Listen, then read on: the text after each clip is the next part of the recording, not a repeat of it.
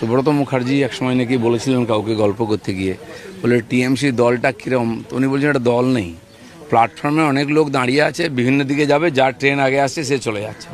উনি নাই, আজকে ওনার কথাটা একদম অক্ষরে অক্ষরে ফলে যাচ্ছে। তো মমতা ব্যানার্জির ৮০ জন জিতলো, হারাধনের ছেলেরা একে একে থাকবে না চলে যাবে, এসব নিয়ে আমাদের খুব জল্পনা করার বাড়তি কারণ নেই, আগ্রহও নেই। We are least bothered. উনি দলে কজনকে জিতিয়েছেন আর কজন হেরেছে, তার চেয়ে বড় কথা গোটা পশ্চিমবাংলার সর্বনাশটি হয়েছে প্রথমত ওনাকে দিয়ে, আর দ্বিতীয়ত ওনার হাত ধরে বিজেপি আসার মধ্য দিয়ে, এটা নিয়ে কোনো সন্দেহ নেই।